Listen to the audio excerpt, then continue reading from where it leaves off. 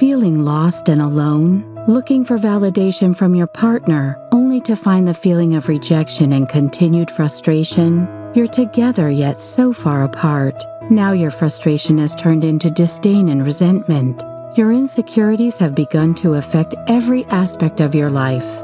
Ironically, you have now become the cold and detached one, shielding yourself from the uncertainties of your relationships. Dr. April Brown has created Bringing Intimacy Back, a series of discussions that are designed to help you reclaim what you have lost along the way. Dr. April will help you rediscover and reconnect to the intimate relationship your heart so desires. Go to www.bringingintimacyback.com today and let the healing begin. Welcome to the Bringing Intimacy Back show, where intimacy is real. On this show, we aim to help you increase the intimate connections between you, your loved ones, your family, friends, business, community power, your higher power. We give you the secret power to create a life you love, the life you create. So on today's topic, we're talking about intimacy, and we're talking about, today we're doing a very, very special talk on sexual intimacy and finding the time for it. And today, guess what, guys? I have some experts, not just regular people, the people that are experts at this. And they're experts at the topic, of course, but they're also experts on doing this, podcasting and the shows and stuff. And they have a very successful podcast, which is called One Extraordinary Marriage. The experts are Tony and Alisa DiLorenzo. Welcome to the show, guys. Thank you. Thank you for having us. Yes. Well, as you people may not know, they're the co-host of the #1 podcast, which I just mentioned, of One Extraordinary Marriage. And they've been speaking for over 10 years. They actually celebrated an anniversary recently about their podcast. And they talk about sex, love, commitment, challenges on listening to each other.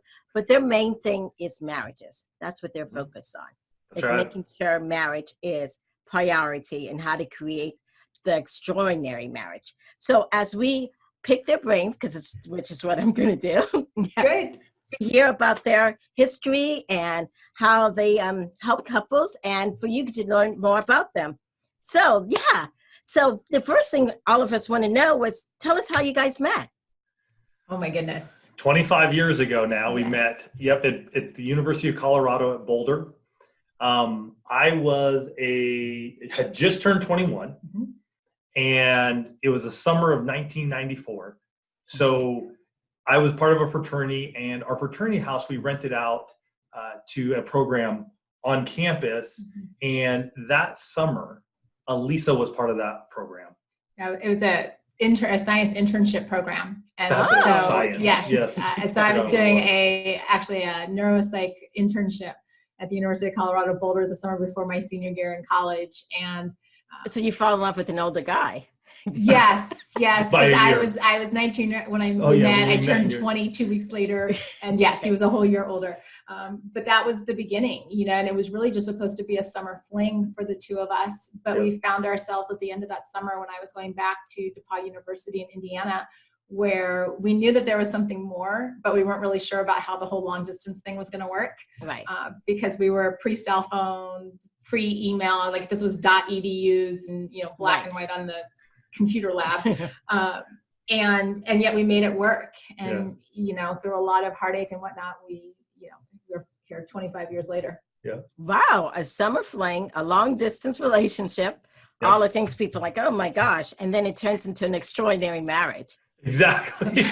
There's a lot of stuff in between there. There's a lot of stuff, but yes, that is definitely it. Okay. Yeah. And so, and it's all this other stuff. How did all this other stuff and you guys creating a business? How did this all decide, hey, this is what we want to do, helping other couples? Yeah. Well, it never started out as, hey, we're starting something as a sense of a business. Of course. Yes. We started podcasting 10 years ago. Right. And really the reason we started was because we had a massive transformation in our own marriage.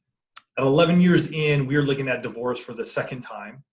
And it was at that moment where we had three options. It was either A, you know, we're going to just hang out until the kids turn 18 and get divorced after they leave the house. B, we're going to just get divorced now and let's just move on with our lives because we're not compatible. This isn't working out. Or C, we're going to get radical. And at that point, we decided to get radical. And we did our first ever sex challenge, which was 60 days of sex. And over that course of 60 days, we had sex for 40 times. Wow. And we fell in love with each other again. Yeah. And it wasn't only because we were having sex. It's like we actually began to fall in love with one another like we were when we had met in 1994. We were having conversations. We were giddy. We were excited about being around each other and wanting to be with each other. And so that was there in that start, which then led to, okay, what do we do next? Mm-hmm. And it came out that we were just working with some folks, and blogging was big, but gosh, writing is hard when you don't know what really you're going to write about. Right. And so we did hire a coach, and he's the one who shared podcasting with us. And we're like, okay, this is just going to be a hobby, and we're going to just have fun and start from there. And that's where it grew from. Mm-hmm. Now we've recorded over 550 shows in the last 10 years. And so what started as, you know, maybe 5 or 10 has literally grown into a movement of couples that are excited about marriage all around the world. Yep. Awesome. Yes. So going back a little, you said you were at this point where you were thinking about divorce, and that happens for a lot of couples. I see a lot of people contact me. Yeah. And many of them think of the, well, let's just stay married to the kids. I mean, that's a selection many choose. What made you guys not select those other two selections that you were talking about? You know, just getting divorced or stay together till, you know, kids or whatever. Mm-hmm. What made you not decide to do those? What was that like? I'm going to go and do something radical. What was that? Our kids were 2 and 5 at this point. So they were very young. Yeah. They were very young. Like when we talked about sticking it out till the kid, we were looking at a good 16 years. Yeah. And that was a big part of it. I don't think either one of us wanted to be miserable for another 16 years. Right. And we also both come from intact families. So divorce, even though we'd entertained it and it seriously to the point where, you know, the first time around we were looking up in the yellow pages. I was looking in the yellow pages for a divorce attorney. Didn't want that to be our legacy. That wasn't the legacy that had been passed on. And so we are both just stubborn enough that we're like, we've got to find a different way. And so if we weren't going to be miserable, then we both had to make a choice that we were going to do something different. And Tony is actually the one that came up with doing the idea of the 60 Days of Sex Challenge. And did you think he was crazy? I totally thought he was crazy. She said no. I mean, she totally said no the first time. Yeah. I'm like, no, and I'm going to go put on a facial mask so you don't think you're having any sex now either. Yes. But it was really one of those things where the next day I was like, wait a minute, this isn't crazy. My husband just wants to have sex with me. Like in the overall scheme of things, he's not asking me to chop off a leg. He's not asking me to give up the kid. He just wants to be close to me. He just wants you. He wants me. And why is that such a crazy, awful idea? And so he came home from work and I said, let's do this. And so we made a decision that, you know what, we're going to do something different because we want a different outcome. We don't want to be like everybody else. We don't want to just throw up our hands and say, you know what, well, we're just, you know, irreconcilable differences, or we're just not compatible, or I fell out of love.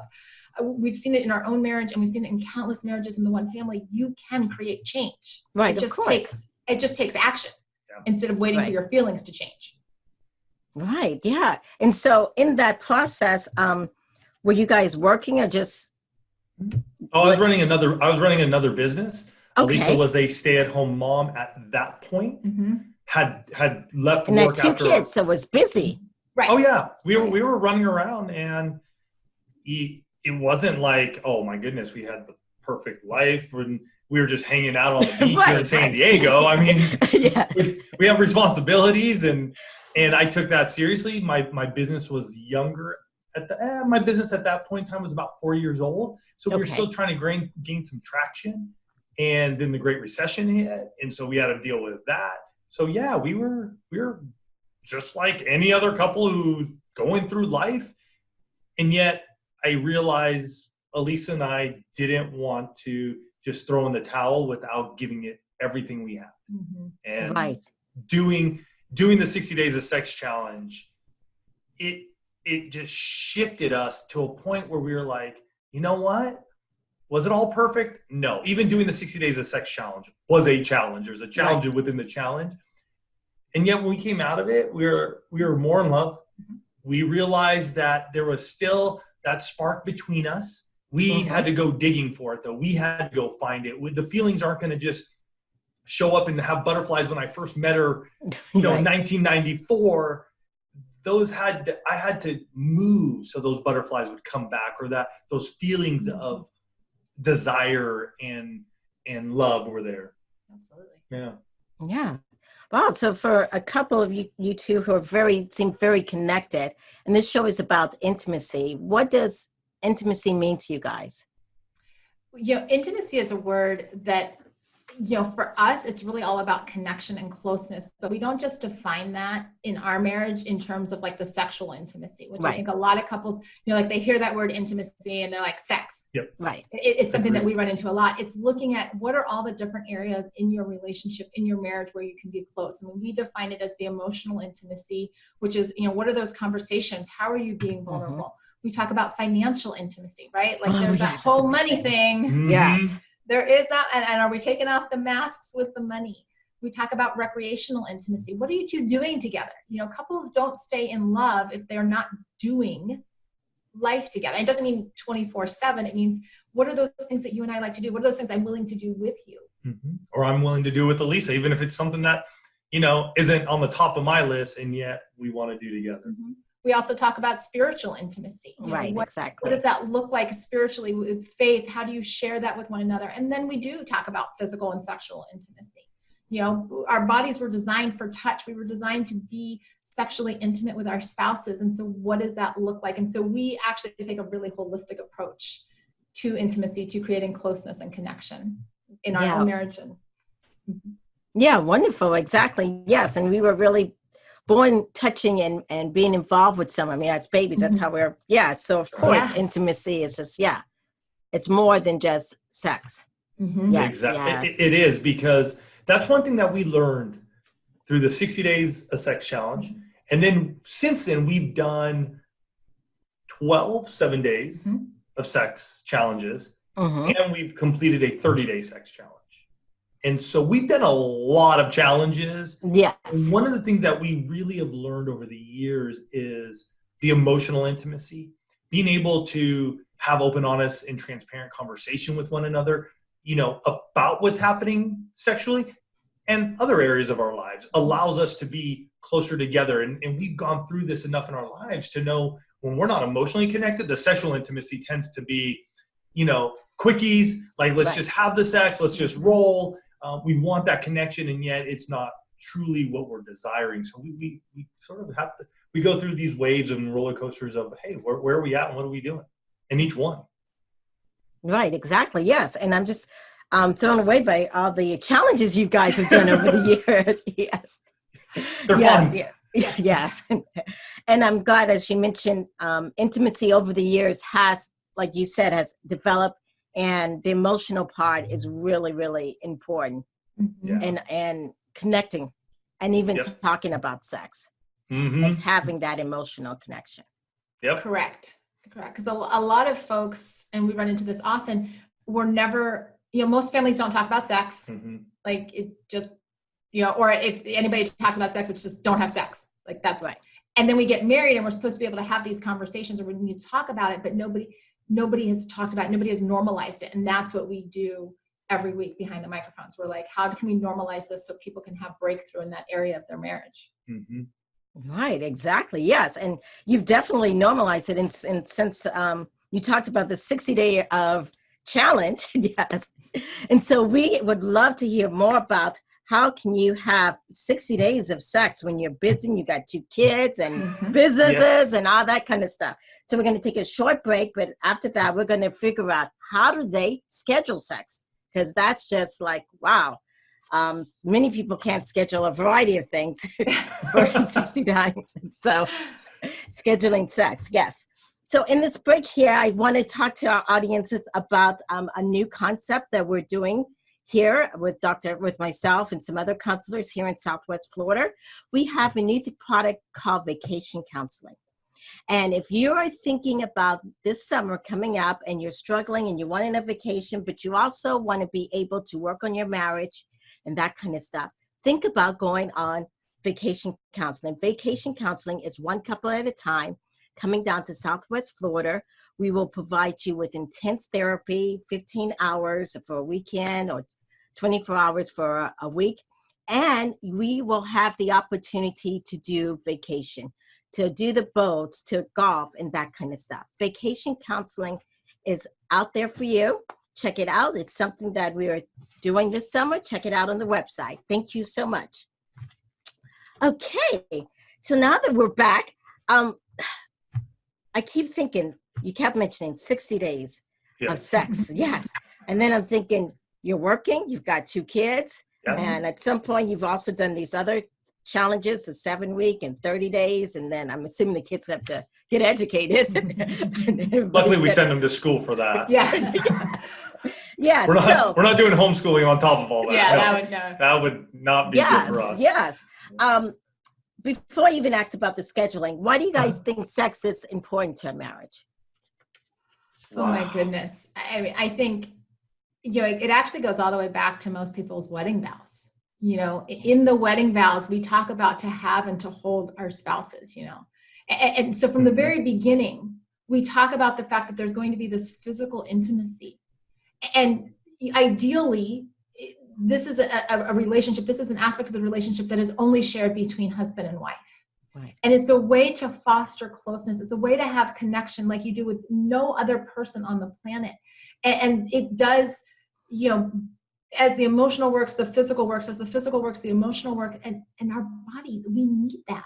Mm-hmm. We need to know that we are somebody's one and only. We need to know their body intimately. We need to know our own body intimately and how it responds to them, because it is a place of refuge. Sexual intimacy is a place of refuge. It's a place of exploration. It's a place of discovery. Mm-hmm. And so having that be a component of your marriage is so, so critical. You said that perfectly. Yes. I agree with that 100%. Yes. Every once in a while I get to do that. Get them speechless. Yes. You made all of us speechless. Yes. Yeah. So how do you schedule it? How does a married couple do what you do? So if we look at scheduling sex, we came out of the 60 Days of Sex Challenge, and that was amazing. We really loved that part of connecting emotionally and sexually. Mm-hmm. And yet we knew that we're not going to be able to have sex every day for the rest of our lives. It's just not something that was going to be possible for us, because we felt like it would just take up so much time. We wouldn't really be able to focus on other areas of our lives. And yet we knew it was important. And so we took a month off afterwards. Mm-hmm. That was one thing we did do. We took a month off to go, okay, we need to reassess what we just did and where we want to go. So after that, or during that month, we began to talk and think of ideas. And one of the things that we realized, what we did with the 60 Days of Sex Challenge, is that we were scheduling it. Mm-hmm. We made sure it was on our calendar every day. Now, we didn't say, hey, tomorrow is Friday and we're having sex at 10 a.m. and then Saturday's coming around and we're having sex at 5 p.m. And no. It was on the calendar, and we were going to make sure that we were romancing one another. We were going to make sure that each of us were initiating sex. Okay. We were going to make sure that we were going to have that on the calendar at some point in time. Didn't matter if it was at 12:01 a.m. or 11:59 p.m. We were going to have sex anywhere in between. And so what we came up with was what we call the intimacy lifestyle. And Alisa and I sat down after doing this, and we said, all right, how many times a week do we want to have sex? We were having it anywhere between 5 and 7 times a week during the 60 Days of Sex Challenge. Right. Yeah. What do we see for us in our marriage? Right. If we had to pick a number, how many times would we want to have sex? And we had some conversation, and we together came up with 2 days a week. Mm-hmm. Prior to the 60 Days Sex Challenge, I want to just say we were having sex maybe once a month. Maybe once or twice. Okay. Like on an anniversary month. Right. Yeah. And one other thing with this too is that, we all carry our phones with us, right? Right. Like it's a thing. And everything that's important We schedule. Reschedule it, exactly. We schedule. We say, you know what, I'm going to be on this the vacation counseling. Right. I'm going to be on the vacation counseling trip from, June 15th to June 20th. Right. It's on my calendar. Right. If we want to get to this place where our calendar actually reflects what's important to us, then we need to put our spouses on the calendar. We need to schedule them as much as we would schedule a trip to Southwest Florida, as much as we'd schedule an appointment with a counselor, as much, taking the kids to the doctor. It has to have the same level of importance. Yep. So what happened after we picked 2? So then we picked 2. And that was something that we had to come to an agreement on. And every couple needs to do that. They need to talk. And that's where we were talking about in the first segment about, the emotional intimacy and opening up about our sex lives and getting real with one another and being okay with, hey, that this is what feels good or this is what doesn't. And so Alisa and I, when we sat down, we said, okay, 2 days a week, that's what we're going to do. But how are we going to really set this up? One of the big things for me as the husband who was always initiating prior to the 60 Days of Sex Challenge, I was pretty much 99% of the time the one who initiated and the one who was either accepted or rejected. Okay. And I went to Alisa and I said, if we're doing this, I do not want to be the only one initiating. Mm-hmm. And so we had to come up with a plan. And so we looked at the week and we said those 2 days and we said, how's this going to work? Well, again, we don't put things on concrete like it's going to be on Tuesday at 10. Right. But we looked at the week and said, all right, well, there are 7 days in a week. Let's split this 2 ways. So Sunday, Monday, Tuesday are the days that Tony has the privilege to initiate. Wednesday, Thursday, Friday are the days I have the privilege to initiate. And then Saturday is either a day off or a bonus day. Okay. But because we know that it allows for a lot of creativity. Mm-hmm. And so you still have, how can you be creative? Because a lot of people think, oh my gosh. Well, yeah, that was going to be one of my questions. If you schedule it, then that takes away the spontaneity. Not at all. I think how you put it that way. I would venture to ask any couple how often they're having spontaneous sex. Okay. And the majority of them will look at you with deer in the headlights, like, can't remember. Like, it doesn't. Spontaneous sex is something that I think we all expect and we dream of, and it's a fantasy type of a deal. Right. In actuality, in real life, it really doesn't happen. And when it does, it's very far and few between. So when you're trying to schedule it and you have the intimacy lifestyle, there is more spontaneity because it's like, all right, my 3 days to initiate are Sunday, Monday, and Tuesday. One of those 3 days, I'm initiating. There's some romance going on. There's some foreplay going on. There's notes. There's conversations.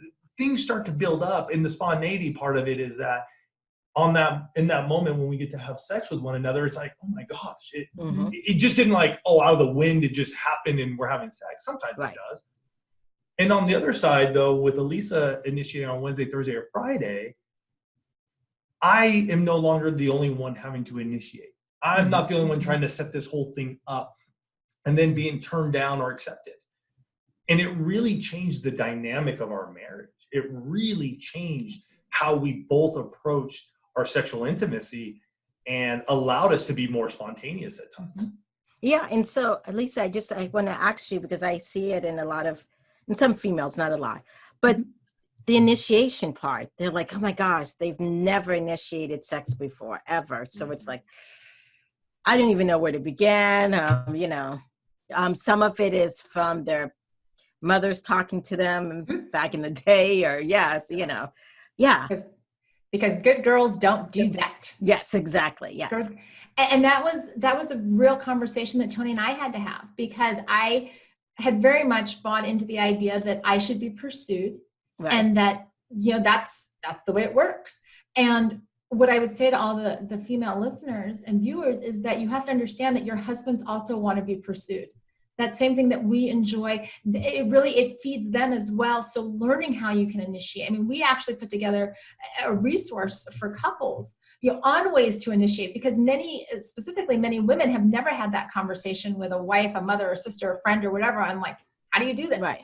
And so we put together a list. We just said, you know what, we're just going to come up with ideas. You make it your own. But one of the key things when it comes to initiating is that you have to have a conversation with your spouse that says, if I do this, I'm initiating.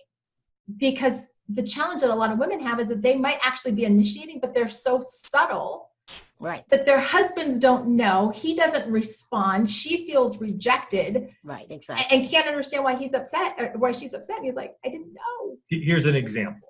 When we were newly married, I thought initiation, especially from Alisa's standpoint, would be like she would always come out in like lingerie, you know, high heels, like, and swinging on a chandelier. Like, really, like, let's go. That's the way I thought it was going to be. Yes. In all honesty, Dr. April. And when we started learning more about what our initiation looks like, right, I was floored when Alisa goes, hey, you don't know this, so let me share. But when I'm like rubbing your forearm, I'm initiating. Like, it was so subtle. I would have never, I thought she was just rubbing my forearm. Right. Like, yes. Great, you're rubbing my forearm. Thank you very much. Yes. But for her, that is how she initiates. And so I have to honor that and go, exactly. Oh, I got it.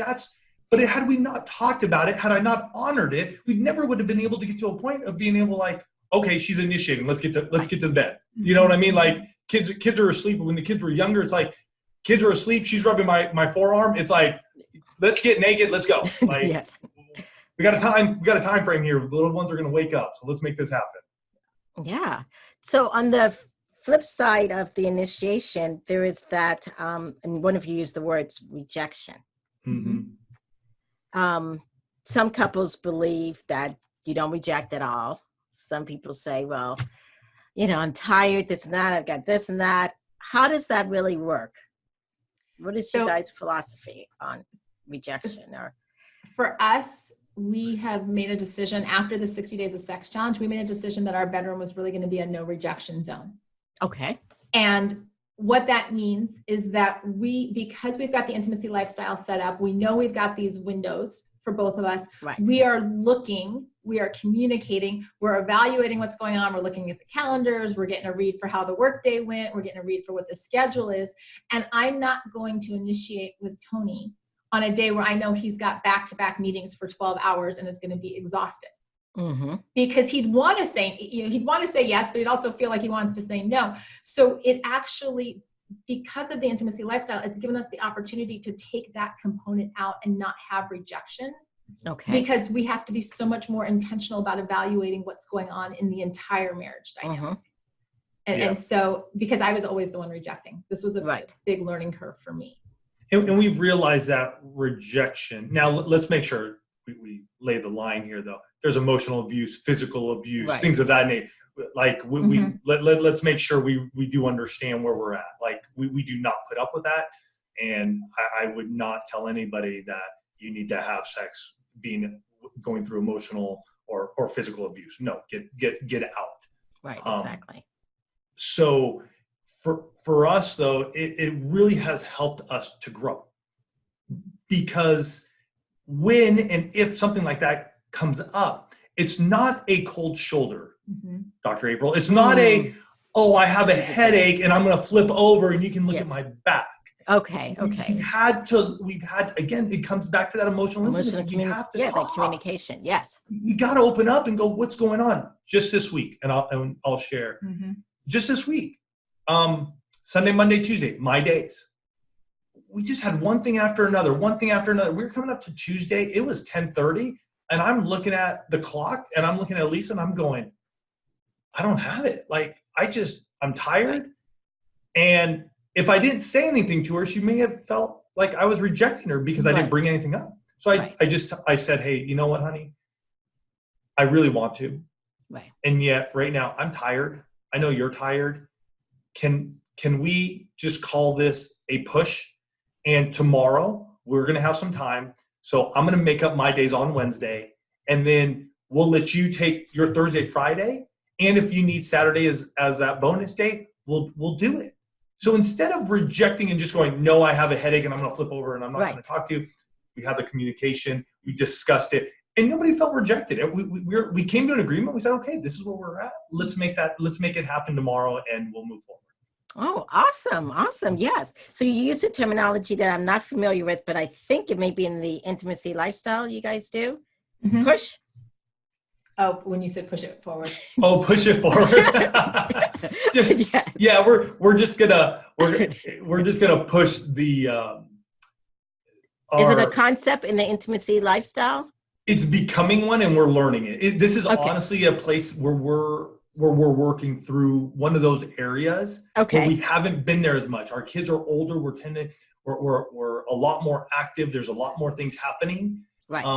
And so we're really working in that area, and we've had to do it a few times actually recently. So we're navigating it and learning it, and we end up sharing it with the one family as we ourselves go through it. Yeah. No marriage ever arrives. You're constantly a work in progress. Okay. So I'm curious, what is this intimacy lifestyle?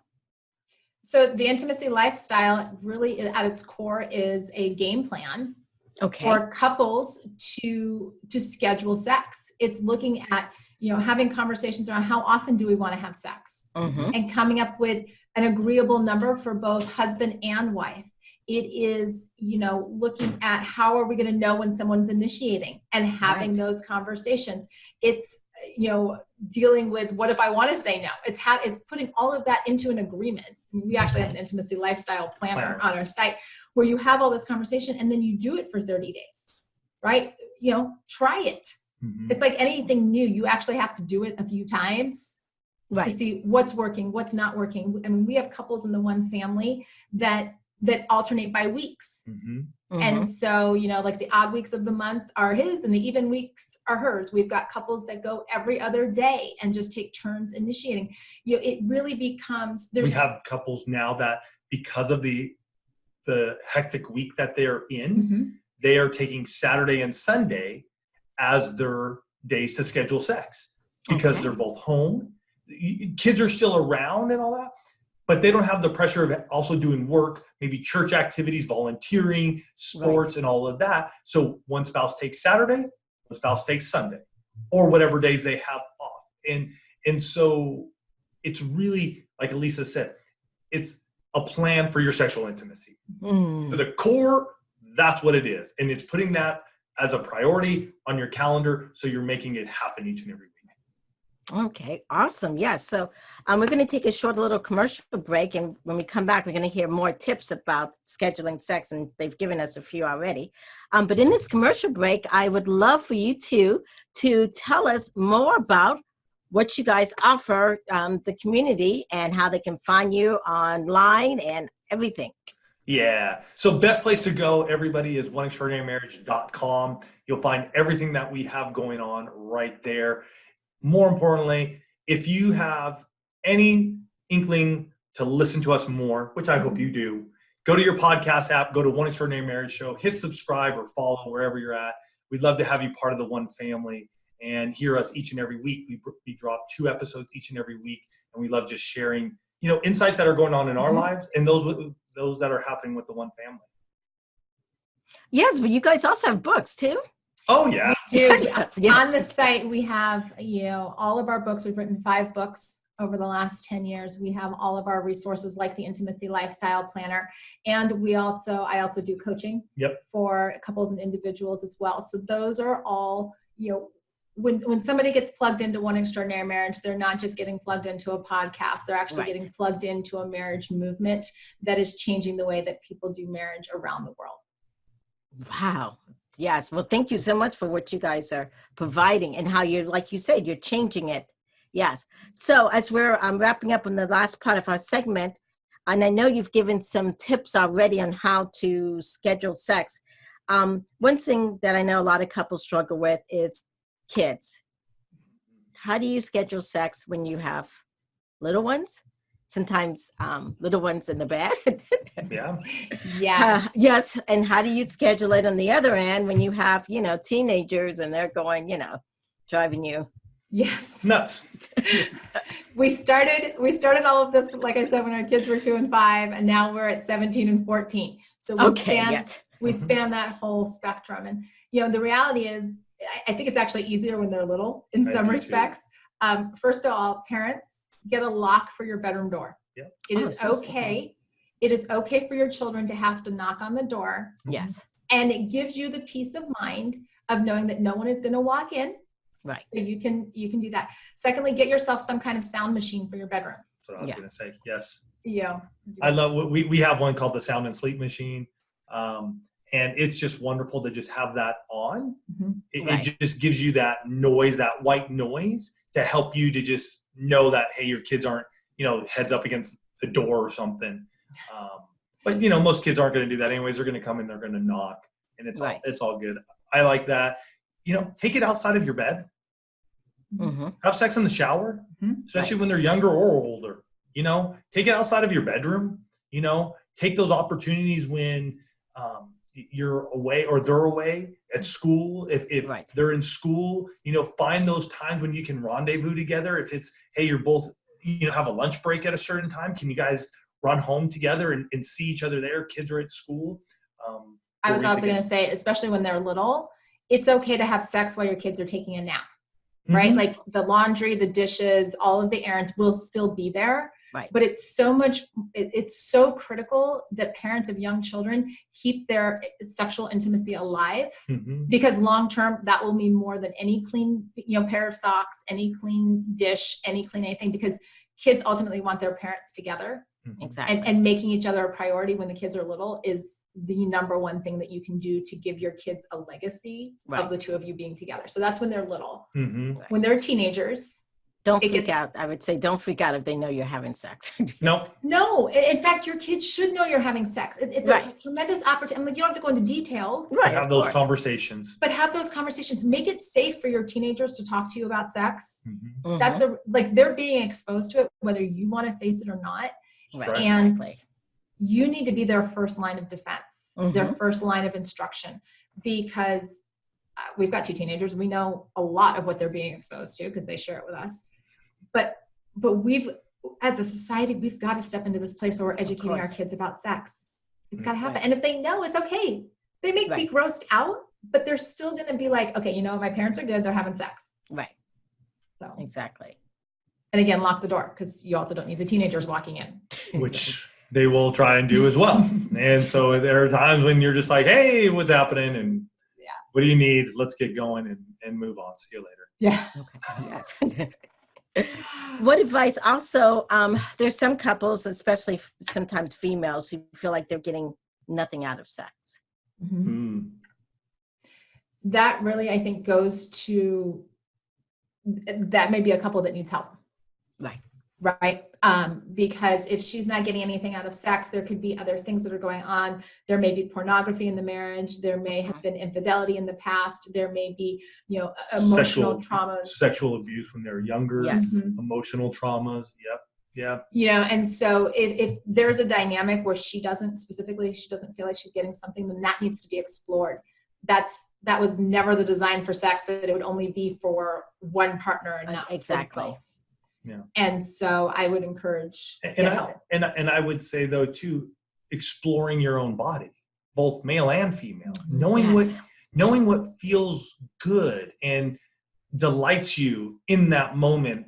I think for Alisa and I, when we really started learning and really diving into the intimacy lifestyle, this is the beauty of the intimacy lifestyle, is that you're having sex more than once or twice a month. So you're exploring each other's body a lot more. And with more opportunity, you have more ability to learn what's working and what's not. And so Alisa and I had to go through that journey of what feels good for you. You got to share that with one another. So I think part of that is just the self-exploration of understanding, where does it feel good for your husband to touch you so that he can give you an orgasm? Because if you don't know, let me tell you, he's not going to be able to. Exactly. Alisa had to, honestly, there are times where Alisa would take my hand, she'd be like, right there. Just rub. I'm like, oh, got it. Too hard. It's not too fast. It's too slow. And okay. So there's a rhythm of learning. And I think through that, we both, and I think you even yourself, you began to enjoy sex much more. Well, and I think, Tony brings up a good point there, that if your spouse offers any type of correction within the act, don't take that as, oh, well, they must just think no, like they want to enjoy it and they want you to get it right. So that's not a bad thing. It's a win for everybody. Don't take it personally. And if the two of you want to, like, getting to that place where you get more comfortable talking about sex, do it outside of your bedroom. Yeah. Mm-hmm. We tell couples all there's way too much sexual energy all wrapped up in, you know, your pillows and your blankets and all that kind of stuff. Get out, go for a walk, go to the park, go to the beach, talk about it there where it's neutral and that you can just actually have a conversation. It doesn't have to, you don't have to talk about sex in bed all the time. Yeah. Right. And that brings up a great thing, because you're mentioning sometimes when people think that they talk about sex, that means their partner's going to want sex right then and there. Mm-hmm. So if you, like you said, if you take it outside the bedroom and talk about it at dinner or whatever the case may be, it relieves that. It relieves that stress of like, Yes. oh man, now we have to have sex because we're talking Right. about some of the best conversations Alisa and I have had about sex are just driving down the coast. Right. You know, we have our 19 questions to amazing sex. We pull it out. We start answering them. All right. Well, what is this? What is that? How do you feel about this? Do you want to do that? What about this? And it's just great conversation, and we get to learn, and we're actually getting excited, and it's like, oh, okay, well, let's make sure we pick up some new oils, or let's make sure we Right. pick up a diffuser, or what would make our bedroom this place of romance? Mm-hmm. Okay. Like, I didn't realize for myself even that I love smell, the olfactory of just different scents. Wow. Really, for me, drive that passion. Mm-hmm. And just from talking to one another and being willing to try diffusers and different oils, to me, it just heightens that time together. And we didn't do that for many, many years. But it came out of just a conversation while we were driving, because we had our 19 questions to amazing sex. And I happened to just say something, and Lisa's like, what? Let's go deeper into that a little bit. Like, I didn't know that. All right. So we jump on Amazon, have something delivered the next day, and we try it out. Okay. Yes. And you brought up a great point about the romance, how important that is for each person. Yeah. Absolutely. You know, romance is so important, and it's how we win our spouses in the first place, right? We spend all of this, you know, the courtship and the dating, romancing them. There's the flowers, there's the conversations, they're doing things. And then for so many couples, it seems like, you know, the wedding comes, the mortgage comes, the kids come, and romance hits a brick wall. Yeah. Right. Romance is probably, you know, 100 times more important after the I do than it ever was before the I do, because he or she still needs to know you're my person. You're the one. I'd say I do to you all over again. And so it's so key, Dr. April, that people find out how to romance their spouse now, instead of just thinking, well, you know what, you liked flowers when we were dating. Well, you know, maybe now because it does change. Yes. As we get older, we change, even in the sense of what we like sexually. All over, everything changes. Absolutely. Yes. We tell folks all the time. Alisa and I met when I was 21. She was 19. We were married at 23 and 22. I'm 46 now, and she's 45. Right. There's a lot of life, and there's a lot that's changed over those times. Mm-hmm. And if I was still the Tony of a 23-year-old when I got married, then I haven't grown. Like, exactly. But I have. And so what does that look like in that process of us just getting older? And we're still walking it out. We're going to continue to walk it out. We're going to continue to share. Absolutely. Mm-hmm. Yeah. And I think as you get older, you need more romance. Yeah. Yes. And working with young couples or couples who just got married in some years or whatever, it's sometimes that adjustment it just can't be a quickie, the romance. And romance, sometimes it's even someone else doing someone's chores or helping them with the dishes or getting the kids to bed. I mean, that is... That's a big one. Mm-hmm. Yeah. Helping to take something off someone's plate. Right. And that's where those conversations come in. You know, how can I romance you now? Right. You know, romance to Tony when we first met. I mean, like, I remember, you know, midnight dinners at Taco Bell. I don't know, you call it dinner, midnight snack at Taco Bell. Now I can't even like wrap my head, one, about being up at midnight, and two, doing Taco Bell at midnight. Yes. But back then I thought it was the sweetest thing that we would just go run and do this. Mm-hmm. And so having those comments, like, how can I romance you? Ask the question. It is okay. And if you're on the receiving end of that question, answer it truthfully and honestly, so that you can set both of yourselves up for success. And I remember actually when the kids were younger, even to this day, I remember Alisa saying something to the extent like, you put the dishes away, or like you get all the dinner stuff taken care of. Like, I'm on, like it's game on. And Yes. like, oh, wow, really? Like that really is going to excite you? Yes. Cause I don't have to think about it. And Right. even to this day, you know, sometimes I'm just walking around, I'm looking at the kitchen. I'm like, wow, we need to get that cleaned up. And my first thought is like, well, why isn't Alisa doing it? And then I'm like, whoa, wait a minute. I've added to this. Kids have added to this. Let me go get the kids. Let me get on it. She doesn't need to take it on herself. It's okay. We get it done and we move on. You know what I mean? It just wipes that off her plate. Right. It's a team effort, which is great. Yes. And we've been talking a lot about communicating and talking about sex. And I think, like you mentioned earlier, it really starts with your kids. Because as adults, if you really haven't talked about sex and then you're in a marriage and then you're like, oh my gosh, I can talk about everything else, but I can't talk about that. I think it's really important. I'm just going to mention this is to educate our kids about intimacy in a marriage and talking about it and having them comfortable. Mm-hmm. Oh yeah. Well, and it sets the stage. It's, you know, we're pouring into the next generation and we're, you know, creating an opportunity to avoid a lot of these pitfalls. Mm-hmm. Yes. And so in the sense of intimacy, what are the things that happens after you schedule sex and you start doing all these things? What are some of the benefits that you guys have seen over the years of just making it? Well, you know, interestingly enough that you asked that question, because we just recently recorded a podcast where we were talking about desire. Yeah. Right. And, you know, one of the things that we had adopted and identified with early on in our marriage was this idea of, well, you're the high desire spouse and you're the low desire spouse. And we struggled with that. Mm. And what we realized as we were recording the show is that, you know, getting to this place where we're so intentional about our sex life, we don't sit under those labels anymore. Mm-hmm. We've found more unity. And so we work together. It's not a tug of war. Sex is no longer a tug of war in our marriage. We're no longer dealing with, well, you want it and you don't, and I got to give it to you and I, you know, whatever. Right. It's now, no, this is something that's special. Right. And it's something that is valuable to us. And I think just that mindset shift of, you know, sex is not an obligation for me anymore. It's not like I spent many, many years thinking I just got to do this so he's happy. I've got to do this so he'll leave me alone. Right. And that's what the culture told you. Yeah.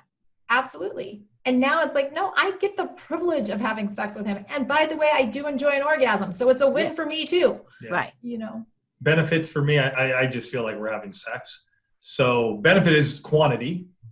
Which was a big, yeah. And I'm going to say though, with quantity came quality. So the benefit was we're having more, which is satisfying. And at the same time, the quality of it went up. Hey, and there are still times to this day where we do quickies. And I mean, we're done in 3 to 5 minutes. And there are times when it's long and it's a long lovemaking, but it's all okay because both of those work hand in hand. Quantity, quality, and we just continue to learn. So benefits for me is also not this, like Alisa said, I agree, the tug of war. Mm-hmm. There is no tug of war anymore. It's on our calendar. We honor one another. We honor our agreement. And it allows us to continue to enjoy that part of our marriage. Yes. You said the word recently, and you said it earlier, the word honor. Yeah. Yeah. Yes. I think it's a word and something that we've lost in our society. Yes. Yeah. And those that we honor, we respect. And those that we respect, we honor. And I think that goes both ways. I think it goes both husband and wife. So in honor is just such a high regard. You have such a high regard for somebody. And I have that for her. And I believe it comes back as well. And so I think if we have a place of honor in our marriages, a lot of the struggles of, oh, well, you don't do this or you don't do that would hopefully diminish because we truly do see that we're in this together. And we honor our commitments, right? We honor what we said on our wedding day. And I think when we stood up there, it's such a quick moment, and so many of us forget about what we said in those words. And so I tried to remind myself what was said 23 years ago to Alisa, and am I honoring those vows that I did say? You know, so yeah, it's just one that's been really percolating in my spirit recently. Okay, awesome. Yes, and I love hearing that word. And I've sat through a lot of couples counseling, and you're right that sometimes there are people who are very committed to a lot of things. They're committed to their work and to their kids and all that, and they'll show up to everything. But then to the intimacy part of their life, it's not there. Right. And that's where the struggle comes. Yes. Making a decision to do that. Yes, yes. And so what you guys have been talking about is how you guys over the years have had this collaborative, created collaborative environment situation. Yes. Where you both feel safe to just honor each other and be respectful. You know what I'm saying? And be able to be authentic. Yes. Great word. Yeah. We had to cultivate that. Is it perfect every time, Dr. April? Nope. Right. And yet divorce is off the table. We're not going to go there. And so it's taken the time, though, to be willing to work with others when we've needed help, and even just to talk to one another and just go, where are we at? Things happen. And just because we have an argument, and we've had our arguments, believe me, just because we have the intimacy lifestyle going on doesn't mean we don't have our own arguments and our own frustrations and our own, hey, this is what I see. And yet we just go, hey, you know what? We're going to keep pushing forward. We're on the same team. If there's a problem, we may see them differently, but at the end of the day, we're on that team together. We're going to hold hands together. We're going to be shoulder to shoulder together, and we're going to attack that problem. Yes. And so through you guys putting in all that time and effort, and your business was still successful, right? Because some people are like, oh my gosh, if I do all this, then I'm going to lose all my customers because I can't do this and that. No. More often than not, and we've seen this in countless couples in the one family, that when the marriage relationship is working well, when this is going well, you operate out of a place of abundance because you're not worried about what's happening at home. So you actually have more to give to your employer, to your company, or to your kids, or to whatever, because you're not worried about the most intimate relationship that you have. And so you're not going to lose things. You're actually going to add to it and gain. Right. Because you're focusing on love. And spiritually and psychologically, that can make through any boundaries or whatever. It does make you much more, like you said, open, much more aware, have much more energy. Yes. It's like you said, just focusing on the love, which you two have just done and have just been fabulous. And you've written so many books.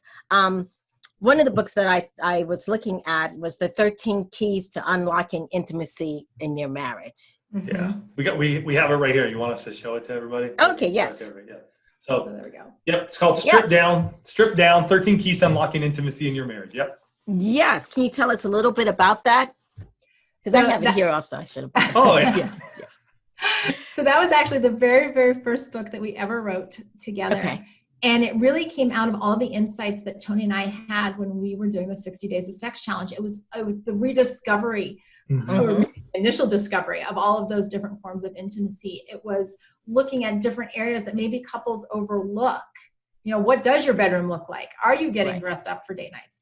And it was a book that we very intentionally wrote in a he said, she said format, so that every chapter you get thoughts from Tony, thoughts from Alisa. And what we've learned over the years as we talk to people who have read the book is that often couples will pick it up and the husband will read all of the parts where it says Tony says, and the wife will read all the... No. The husband will read what Alisa says in the wife. No. They read it their own voice, but it allows them to talk. Oh, I thought they would read it. Okay. So the husbands read Tony's parts and the wife reads Alisa's parts. And in doing so, it actually gives them the ability to speak those things that maybe they couldn't bring up on their own, but because they're reading it and they're like, well, Tony said, that it gives them permission to break through in any of those areas. So it's been a book that's had a lot of breakthrough. But then on the other side of it, the wife can read what I'm saying and the husband can read what you're saying to get a better understanding of what's going on in the male brain and the female brain. Correct. But that's what I was thinking. Often. Awesome. Yes. Yes. And he just showed how he honored you. Yes. He was like, oh, okay. Yes. That was a great demonstration. Right there. Yes. It is. So it's been a really neat book to see impact people's lives over the last Oh my gosh, that was the first one that came And out. and the last one, do you have a copy? Do you have a picture of the last one, or what's your last book or your latest? So then we did 7 Days of Sex Challenge. Okay. Yeah, we had to write a book on that. Everybody was asking about that one. Connect Like You Did When You First Met, 101 Proven Questions for couples. Okay. Because again, that's that emotional intimacy. What do we talk about? Right. Work, laundry, kids, like let's help you along there. We wrote a book called The Trust Factor. Okay. So really helping, because trust gets broken. And Alisa and I both broke each other's trust, and we had to rebuild that trust. Right. And what does that look like? And the most recent book called The Love. Well, yeah, actually 7 days went into a second edition. Oh, 7 days went into a second edition. So that was the last book. Yeah. And then and another book was called The Love. Alisa wrote that one. A devotional. Yeah. 40-day devotional. So we cover it all with our resources, because we know that marriage is not just one dimensional, even though we spend a lot of time talking about sex. It's not the only thing in a marriage, but it is a key area. Right. Wow. Well, thank you guys so much for being on the show. If for others people out there listening out there, can you let us know again how we can contact you guys? Yep. Go to oneextraordinarymarriage.com. If you'd like to join us on social media, Instagram, love to have you there at One Extraordinary Marriage. Facebook, you can look us up at One Extraordinary Marriage. And then also any podcast app, just look up One Extraordinary Marriage Show. You'll find us, follow us, subscribe. You'll get us in your ears twice a week. Okay. Thank you so much. And thank you for sharing with us your One Extraordinary Marriage yourself. And thank you so much for being on the show. And this has been the Bringing Intimacy Back show. And I'll see you guys in a couple of weeks. Thanks, everyone.